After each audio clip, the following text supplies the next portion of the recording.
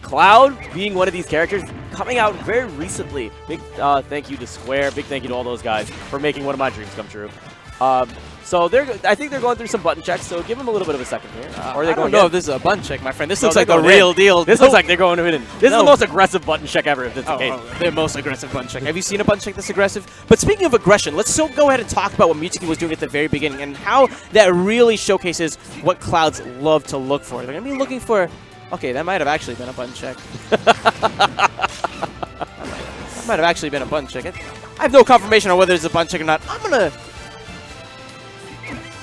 That's a button check, bro.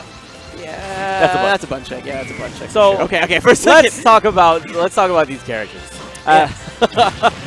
Mew2King taking game one. Mewtwo King what a being baller. known as a technician, more of a fantastic frame analyst. Like he sees everything. He sees everything in the numbers, right? So for him to be picking up a character like Cloud makes me really happy because I don't see the same things that Mew2King sees. When I look at opportunity, I see some strange things. For instance, like when I initially started playing Cloud, I kind of got upset because of the fact that I saw down throw at 0 didn't lead to another opportunity for maybe a side beat. But instead, you start realizing that he has the ability to pivot and go for the jab series early on between 0 to 20 roughly. And the more options that really open up with this character, that more and more people are going to be exploring it. So guys like Mew2King playing characters like this make me very, very happy because we're definitely going to be finding some new tech. We're going to see how this character is meant to be played. If there's something that Mew2King is excellent at... Wait, was that actually game one? That was... There's no way that was game one. Yeah, that can't be game one. So here's a really big thing that we can expect. With Mew2King, especially since he's playing Cloud, in general, he has a bit more of a reactive sort of style. And I think that's such a big part of Cloud revolves around that limit. Even though Cloud may not have that many long-distance options aside from the neutral B, he has that limit charge, which essentially forces the opponent to approach. And that's going to be really big. The big factor that I'm looking for in this match is how well Mew2King can utilize his limit break. Because if he can utilize it well, it can lead to some big damage, and in other cases, lead to some big chaos right there. So he got stuffed out there because he was trying to go for the limit break down to air. It was going to be down smash. or down B, I'm sorry. So down B, the finishing touch. The finishing touch. Words are hard sometimes, Neptune. It's okay. Because the problem is that with this character, you have the ability to constant charge limit, right? But you have the ability to change outside of limit. So you could do things like limit and then dash. You can do things like limit, drop, shield. Or you can even go into straight up attacks immediately afterwards. That was really interesting. Normally, whenever people use that option on shield, it's really, really safe. But MVD was able to throw out the banana peel quick enough, gets the punish afterwards, and has Mew2King currently at a really nice percentage. If he can maybe get another knockdown with a banana peel, he can follow that up with an up smash and start sending Mew2King straight to the heavens. He's going to have the... Oh, he comes up just a bit short. The thing to keep in mind is that you can see two styles of play from Cloud, which is a very campy one, or one that he's integrating a lot of the charges as he's approaching. So he'll come in, he might do an aerial, he might do some sort of a bit of a mix-up game, or he'll shove you off the stage and take all that time, like this, to start charging for that limit break. It's so important to be able to close the distance quickly against this character. Limit gauge fully charged here from Mew2King. Honestly, I wouldn't expect a finishing touch. I'm expecting the cross slash instead. Just because of the fact that it has great knockback, and I think at this percent it would still KO without the vulnerability. Nice. Nair. That's great. Cloud, when he has a full limit, is strictly a better character. Falls quicker, moves faster. Just think of it in general. The character overall is a lot quicker. It doesn't necessarily change the knockback, but instead it opens up situations and positions that are available to him only because he's so that much faster, right? So once you add in the shotgun that comes with it from all these limit break attacks, it really does make this character look really cool on paper. It's just hard to implement in practice just at this time. Mew2King looking for one of those up airs. He wants to follow up the up air into the finishing touch. Instead there, trying to settle, going for the blade beam. That's time to go and get a little bit of extra damage from a really safe distance. Mew2King still at a pretty big disadvantage there. MVD has done a good job, I think, of really mitigating a lot of Mew2King's opportunities in regards to the limit. We haven't seen that many finishing touches. Even the cross slash, it wasn't able to connect on MVD straight himself. Rather, it just hit on the shield. Great spacing off of the nairs, though, multiple times from Mew2King. Using that fully charged side B limit break. Wow. What did I tell you about that limit utilization? Throughout the entirety of that game, Mew2King's limit utilization was subpar at best. But at the end there, it was exactly what he needed to take this time. So yeah, that was game number 1. Like we thought, the first game was just a hand warmer. Would have been pretty goofy. Would have been pretty goofy, yeah. The most aggressive of hand warmers. And the ending there really demonstrated what a character like Cloud is capable of, and what makes Cloud so scary is you're not out of the woods just yet. Regardless of what the percents are, you're not out of the woods just yet. And we saw one of the reasons why people need to be afraid of this character is those up airs. The combo starter, the ways that you can up throw and use up air. If they air dodge through it, you then can drop down and still have some more combo potential afterwards into up tilt. I mean, vertically, there's some really cool options that Cloud has. But now, with the fully charged Limit Break, he's now trying to do his best to take over the stage and using his projectile to cover the distance quickly. That is also a kill option to keep in mind at higher percentages.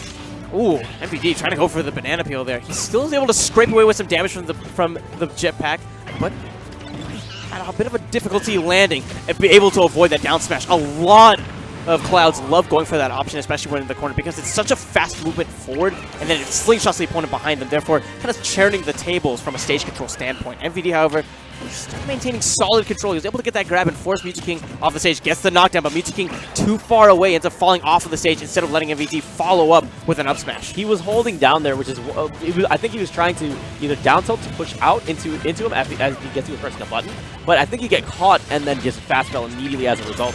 Whoa, not guessing there was a no tech situation, and then MVD coming in there with a charged up smash.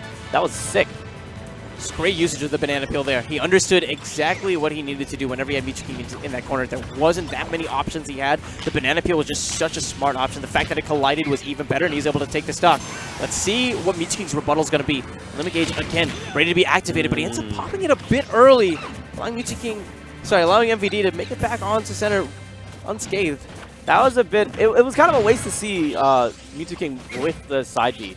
Kind of, it wasted that limit break, but even then in these situations, he still has more than enough time, especially with the amount of knockback that he's getting on MVD to charge his limit break again. And yet again, MVD, great job taking advantage of the situation, but now getting blasted into the heavens and gives Mew2King roughly half a gauge, 3/4 of a gauge.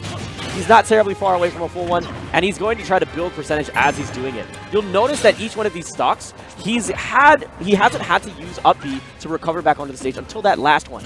That's generally a sign that Cloud is playing correctly in terms of like how they're staying on the stage and using meter management correctly. Man, this banana peel has just been such a big point of this match. MVD, even there, Mew2King, he couldn't retreat to that platform because the banana peel was there. He was a sitting duck for that F smash, and MVD taking game 2 with a well-placed F smash. Man, MVD did such a great job throughout that game of just calling him out, saying, you're not going to tech here. I know you're not going to tech here. I'm going to up smash and take you to the heavens. That was a great finish here.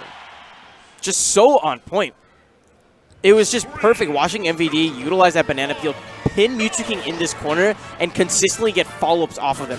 There were some times where Mew2King was too far away, where he would just fall and MVD wouldn't be able to get the up smash. But for the majority of those banana peel knockdowns, MVD was able to walk away with some big damage and or the stock. But you'll notice, though, that at the beginning, MVD is no longer going for the peel, or at least he's trying not to. And the reason why, he tries to go immediately to close the gap against Mewtwo King, and then he'll go for the peel as you see him recovering. That way, he spends less time doing that and gives Mewtwo King less time to charge.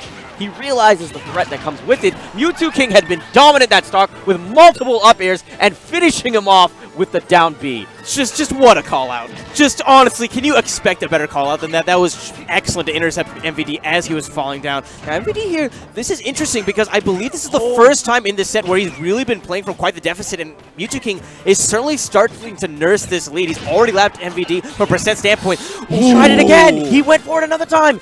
He knew that he had rage. He was going to go for the gas anyway. It's such a smart option on those platforms just because of how much coverage it grants, but the down smash from MVD proved so pivotal at covering that option again quicker.